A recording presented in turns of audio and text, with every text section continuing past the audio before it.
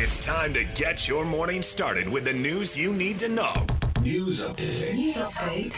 This is what's trending with DJ and PK. Hashtag NBA. Curry went down after the make, so it was like 5 on 4.5. Good point. Get a foul. Oh, my goodness. Look at him. No way. Steph Curry going down to the ground to knock down a 3 and a foul. Tatum. Adebayo.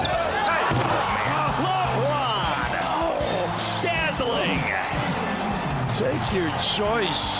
Caitlin decided not to shoot. Mitchell will. Hits the three. Oh, my We're tied again. This is incredible.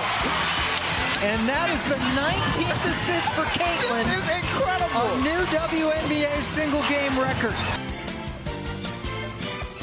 That's Indiana Fever star Caitlin Clark, the WNBA record, 19 assists, but they lose to Dallas. The Fever beaten 101-93. Nobody cares about that. Well, there was a highlight, so. No. And there was a highlight from Team Hold USA. on, back. Beep. No, I want to clear the air. Nobody cares they lost to Dallas. We care very much about Caitlin Clark. The point I was making, you didn't have to ruin her record-setting performance by telling us that they lost. It don't matter. And she's not of the Indiana Fever. She's of the United States of America. She's ours. Setting records left, right, straight, back, forward, up, down, over, out. Amazing ball player. Over and out. Yes. Steph Curry, 24 points. The USA destroying Serbia 105-79. Their third tune-up game and the best they have looked as they prepare for the 2024 Olympics. They got a couple games in London before the games get going. Team USA shooting the three ball, PK. Was that your bestie who was doing the play-by-play?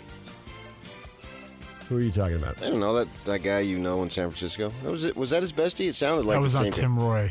No, that was not him. Oh, he has that high-pitched voice. That was Jason Benetti he is Fox Sports. Oh, Jason Benetti. You know Jason Benetti, don't you? I do not. How do you know him? He's done college football games for a long time. Forever. Bill Rafferty was sitting alongside him. With the kiss. Yep. Lingerie on the deck. That was spot on right there. Jazz Summer League team picks up a win, beating Toronto 86-76. Taylor Hendricks, 23 points and 9 boards. 9 of 10 shooting. You can barely do better, PK. It was. He didn't miss a shot until his very last one. Strongest performance of the summer for Hendricks. Oh, Bafa. And Filipowski had 20 points and 7 boards. Dunks, twisting layups, three-pointers. He's a new man when he went to Vegas. He is. If I'm the Jazz, I'd try to see about playing some of their home games in Vegas again. They've done that before, right? It's back to the future. Yeah, he's completely different. Yeah, I guess you can chalk it up to comfortability. I'm not sure. Getting an opportunity to play the 5 more with Kessler out. Not playing in this contingent of games that they're having as opposed to here locally when they played. Whatever the reason, it's probably all of the above. But he certainly looks a lot different in Vegas than he did here. And Cody Williams also had 15 points as the Jazz improved to 2-1 in the Vegas Summer League. I'm looking forward to the time when Cody Williams does what he does and nobody bats an eyelash. You know, we got to that point with Hayward. It took a good while. Mm-hmm. But after he got his body mature and all that stuff and got familiar and comfortable with everything around him. And we didn't talk about it when he came in. He had 20 and 5. Right. He just had 25. Right. That's pretty much what he does. Yeah. I think Williams can get to that level. That's the goal. Can Hendricks get to that level? I'm not as sold as him, but I didn't have as much info about him going into it. And who was he was it? at UCF. Was it Greenberg who was calling the game?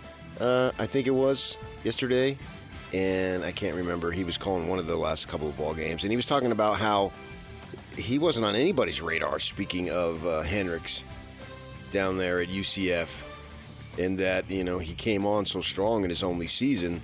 So I certainly didn't know a whole lot about him. Whereas Williams, I've known about him for a couple years before he got to college, so I have much more familiarity with him as a Western guy. If both those guys can play well, and if they can play well together on the court, obviously the matchup problems that would pose for opposing teams, you think it'd be a pretty good advantage for the Jazz, the way those two guys are built. If you have Williams, Hendricks, Markkanen, and two of the three are always on the court. and simply comes to mind of Mikhail Bird Parrish. Okay. Oh, you mark it. You mark it. I mean, that's how you dismissed somebody saving $600,000 because it's nothing to you, and you just dismissed that. Oh, I will haunt you from the grave, buddy. You saved the school $600,000? $600,000. Listen to this. Wow. I mean, oh my gosh, I can't believe it. I was rendered speechless. No, you weren't. No, you were rendered bored. Wow.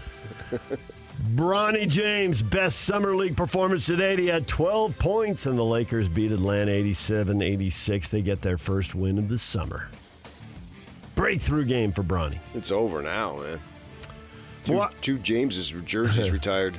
Milwaukee Bucks forward Chris Middleton has undergone arthroscopic surgery on both of his ankles this offseason. He's recovering from the procedures, but is expected to be cleared when training camp begins. He was really good when they won the title, and it seems like he's been injured pretty consistently for the last two seasons, and they have not come close to getting back to the top of the mountain.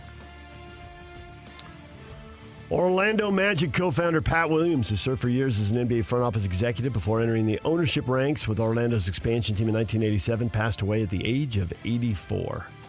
The oft-interviewed and very quotable Pat Williams.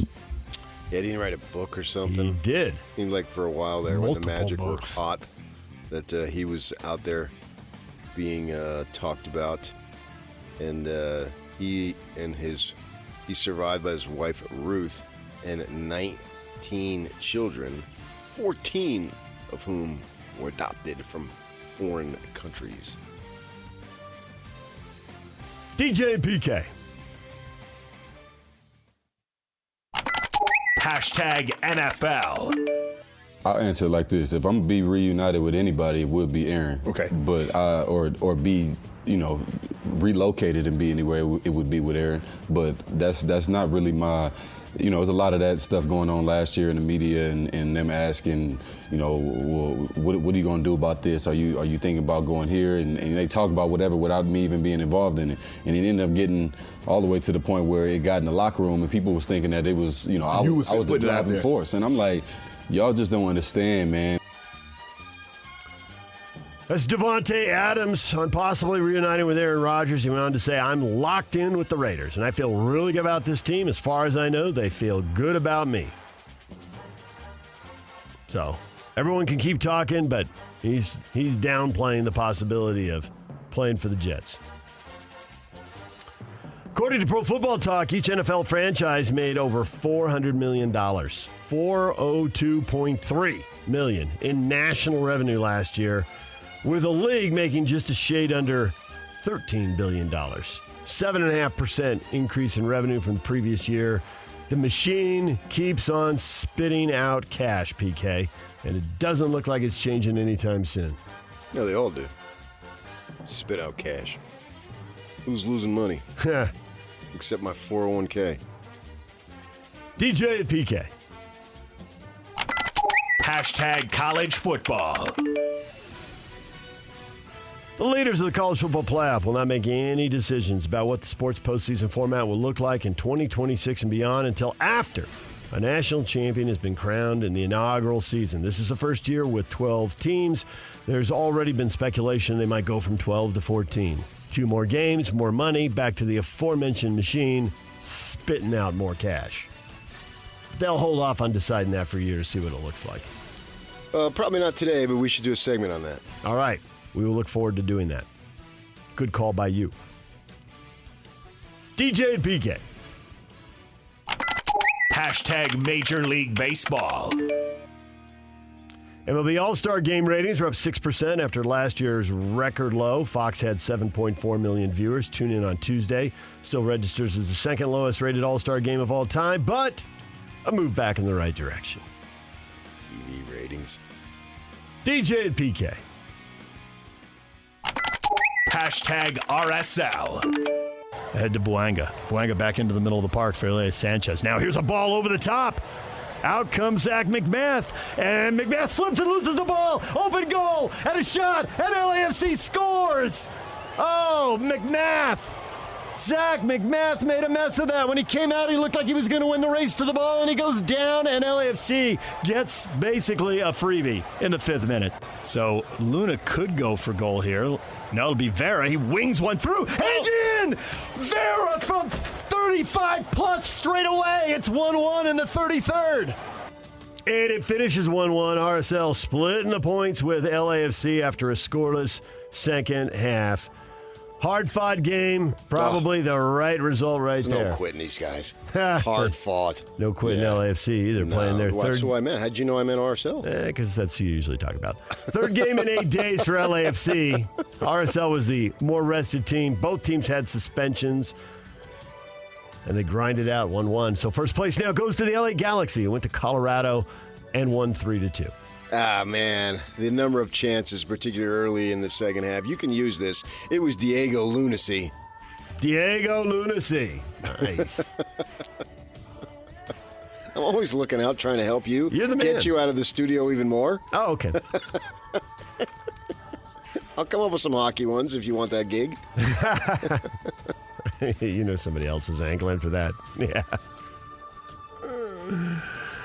RSL heads to Colorado to take on the Rapids. They will get Gomez back after the game. Pablo was asked about Chicho and why he's out, and he says that he does not know. The team has kept him in the dark, and he said he's happy to be ignorant because he would probably make a mistake and say something he shouldn't. And players were asked about that off camera and off mic and said that they were just called in and told in a meeting, and they were left confused and didn't get any explanation. Well, that's going to be on my tombstone. He was happy to be ignorant. Bring that up with Pablo next time. He'll enjoy that. There's so much that I don't know in this world. There's a guy who got nominated to an important position, potentially, earlier this week. I'd never heard of him. And they had made a movie. Never heard of it. Really? Yeah, had no clue. I feel like a fool. Literally had never heard of the guy. Philadelphia Union midfielder Kevin Sullivan became the youngest player to play in a major American sport. He took the field at 14 years, 293 days old, breaking Freddie Adu's long-standing record. 14 years, 293. Is that a 9th or a 10th grader? 9th grader. He's already signed a contract to go over to Manchester City when he's 18. Well, you know, it brings up the legend of Freddie. I hope this kid is a better soccer player, because the last thing we need is much ado about nothing. Well, there's some Diego Lunacy right there. DJ and PK. Hashtag golf. Did you get up at 3 a.m. to watch the Open Championship? No, I got up at 3 a.m. to take a leak. Once you were up, did you watch All the you Open need to do is stay up till 11:30 and watch it tee off. No, I did not. I was listening to the Golf Channel driving in this morning, getting updates, and that's the first that I heard of Justin Thomas shooting well. Justin Thomas, 3 under par. He's got the first round lead over a group of 4 golfers, including Justin Rose. Another big group at 1 under, Adam Scott. So a classic. You can't win it on day one, but you can lose it. We'll see. Rory McIlroy, 5 over, 8 shots back. He's played 13 holes. He's got 5 to go here. Yeah, we'll see. I mean, still time. Obviously, you want to have the best score possible. Bunch of big names getting ready to go out as we speak. Yes.